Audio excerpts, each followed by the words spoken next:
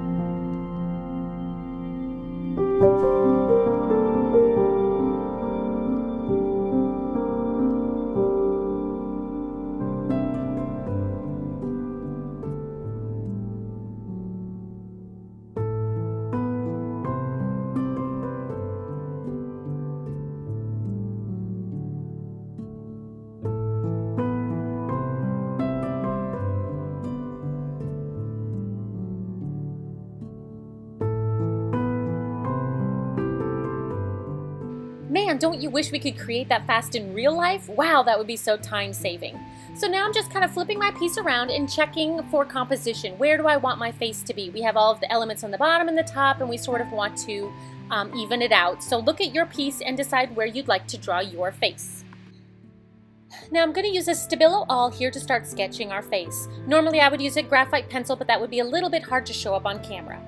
Now I know that faces can be daunting, but I'm going to break it down for you and make it super easy. So to begin with, we're going to go ahead and draw a sketchy circle for the part of our head. Then we will cut that circle in half vertically and horizontally, and this is going to give us the beginning mapping of our face. Where our vertical line meets the bottom of the circle is going to be the base of our nose. Now I like a super cute little button nose, so I'm going to make kind of a little oval and a circle, and then add our nostrils coming off of the side. Just sort of darken them up a little bit. And then we will work on the philtrum, which is the little base piece between the bottom of the nose and your upper lip. They all look different, so you can kind of just do a line and a little bit of shading. For our upper lip, we're just going to do a wide M, and for the bottom area, we're going to do a same wide M, but we're going to plateau it on either side to bring our lips together. This is going to give our girl some full, luscious lips. For the bottom lip, right now, just do a very small line, and then we will add that in with some shading. I like to draw a little bit of a C down from the bottom lip, and this is going to create the space for our chin. You could make it as big or as small as you like. Now for the bridge of the nose, I'm very, very lightly sketching, and the only reason I'm putting these lines here is so that we'll have some of the Stabilo to create some shading for the bridge of our nose. Our eyebrows are going to lie on that horizontal line that we used to split up the circle. To start sketching the eyes, I'm going to map up straight from the outside external nostrils up. And this is where our beginning part of our eye, the tear duct, is going to lie. I just do a diagonal line up, straight over, and then diagonal line down. It gives it kind of a boxy feel, but then we can start to round the edges to give her more of a human-like feel. I create little L's on the outside of her eyes, and that's going to give us the corner of the eye and then in. To sketch our pupils and our iris, you have to decide first which direction you want your gal to be looking, right, left, up, down, and then go ahead and sketch your eyes accordingly. Now I'm just kind of darkening in around here and then adding that little hint of eyelid above her eyes and just, you know, kind of filling in our eyebrows a little bit. This doesn't have to be perfect because then we will grab our water brush and add more detail to that. For the sides of the face, the eyes kind of come straight down, go out a little bit. This is where our cheekbone is going to lie, and then sort of come in down to meet our chin. And again, we're just going to keep it super sketchy. It doesn't have to be perfect because we can take that paintbrush and redefine our lines as we go. So I don't want her to just be a floating head, so I'm going to add a little bit of a neck here, coming off of the sides of the jaw from the chin, and I want that one line to go a little bit longer to give her a hint of a shoulder. Now for her hairline, I'm going to go straight up from the middle of her nose because she's looking directly on at us, and I apologize, I am out of frame here, and that's going to be where the part of her hair starts. And I wanted her to be kind of flowing in the wind, so I'm just drawing some wispy hairs out that again will be defined as we go further into our portrait. But I encourage you guys to do fun hair, do whatever you feel called. It could be pulled up in a bun or no hair. She could totally be bald and that would be fine too. That's the beauty of sketching, is that no two will ever be exactly alike. Now I just have a paintbrush with plain water and I'm going to start activating our Stabilo. As you can see, I kind of darkened it and I'm pulling down the color. Some areas will be darker, some will be lighter, but this is the point where we want to think of where our light source is going to be coming from. I'm thinking I would like mine to come from the right side, so that will mean that the left side of our face is going to be shadowed a bit more. So we can start activating and darkening our shadows, which is going to bring our face to life and give it some dimension.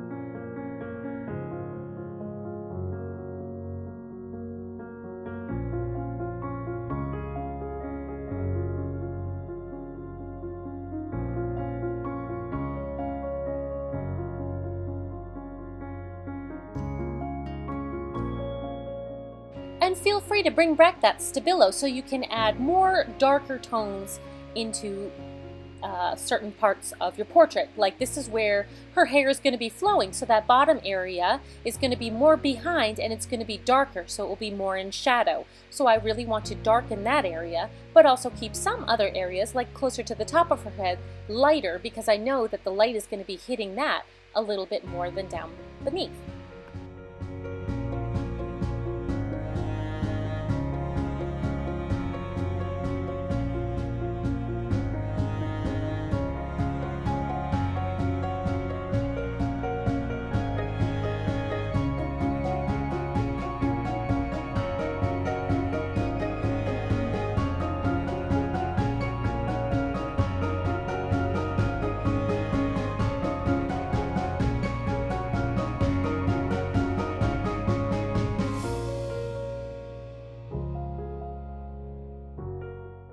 One thing I love about sketching on top of art is the gorgeous texture that you get within the face and the hair. As you can see, some of the in the hair, there's all those folds and awesomeness from the tissue paper. I just love that.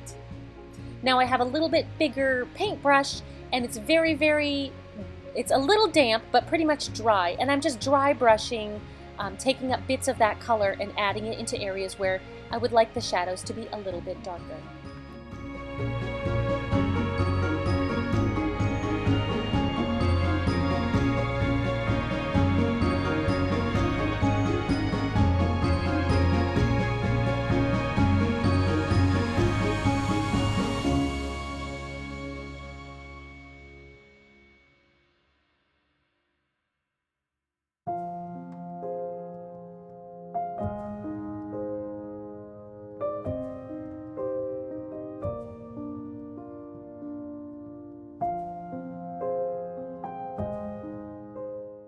The center of our mouth, where our lips meet, is always going to be a little bit darker. So I'm just taking that pencil and again darkening that up to make it pop just a little bit more. And now I'm just kind of going back around the face and adding that darkness where I feel it's needed.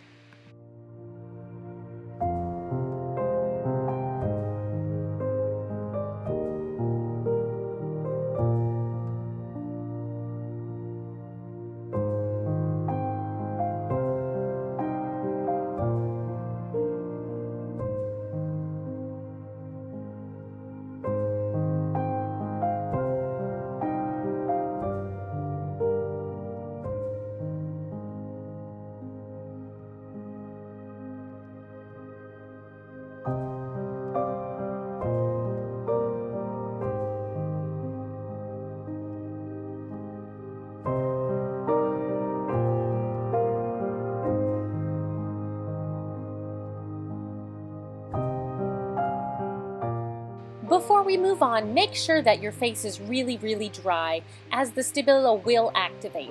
I just have a white Posca pen, and I'm going to whiten up and brighten her eyes. So as you can see, some of that Stabilo picked up there and kind of made it gray, but we can just layer that up.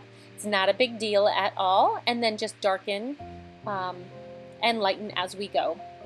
That's the fun of sketching. You just keep playing and layering until you feel like you've got it where you want it to be.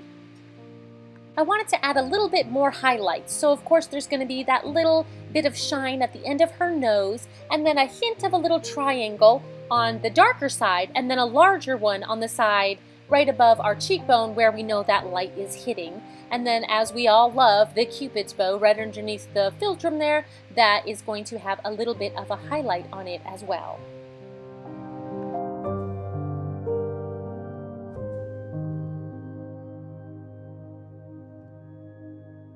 Another thing I love to play with is markers, and check your markers and see which ones are water reactive or water soluble. I love these ones by Winsor Newton, especially the fluorescent ones, because they just add such a pop of color. We're going to give her a little bit of pinkness on her cheeks, and then I'm dabbing here because I didn't want it too pink, but that's also going to bring out kind of the pinkish undertones that we added on some of our background layers. So that'll kind of bring that to the front. And then I'm also here out of sync here, or out of frame, sorry, but I'm adding a little bit of that pinkness down the side of her neck and into her shoulder. And now I have another one of the Winsor Newton ones. This one's actually a watercolor marker, but markers are fantastic, and this one is so lovely because it is watercolor and water reactive. It really darkens that dark brightness, and I'm just taking a kind of slightly damp brush and just pulling along those lines. It gives it such a wispy feel and really kind of brings her hair to life. I also like using jelly rolls. Now, you wouldn't think a jelly roll would be great because of, it's just that bright line, but you can, when you first put it down, take some water and reactivate it. So it's going to give us that little hint of purpley pink on her lips, which I love. And remember that Stabilo will activate again. So if you kind of get messy and muddy, don't worry about it. Just dry it with a paper towel, and then you can re-wet that area and pull it up with the paper towel and then darken it or lighten it as needed. That's the fun of the Stabilo, is that nothing is really permanent. You can totally just fix mistakes easily and effortlessly and keep moving on and having fun. I also brought in the Uniball Signo white gel pen to add the reflections in her eyes and a couple other highlights. I love adding that reflection at the very end. It just really brings your portrait to life. So I hope you guys had fun making your super sketchy girl. Whether you made a girl or you decided to do flowers with the Stabilo, the fun is just sketching on top of your art and just adding that other focal element to your pieces. So I just wanted to show you quickly how I decided to finish off my piece. I painted some mixed media paper with black chalk paint and then decided to cut down my manila folder here a little bit more and then glue those pieces on to just kind of break up the top a little bit.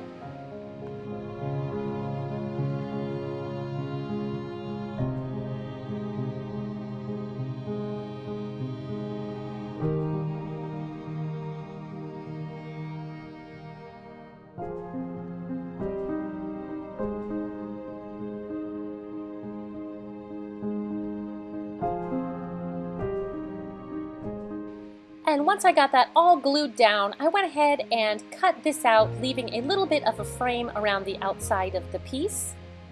And I took it to my sewing machine and got crazy with some stitches. I have these lovely mulberry circles that I cut out and then stitched on and left a little bit of some of the inner side pieces of that. I got super stitchy, sorry, with some black and then also some multicolored thread, which was really fun. And I found the Hope Changes Everything from the Tim Holtz sentiment line and sewed that on. And lastly, I hole punched some holes and decided to make this a fun little wall hanging. So I hope that you'll grab your sketchy supplies and grab some of your artwork and create on top of it. I would love to see your face if you went ahead and were brave and tried the face. It really isn't as hard as we all make it seem. But if not, don't just grab that Stabilo, grab some markers, and just get artsy on top of your art. Thank you guys so much for hanging out with me today. Here's some photos in sunlight of our finished piece. Until next time, happy creating.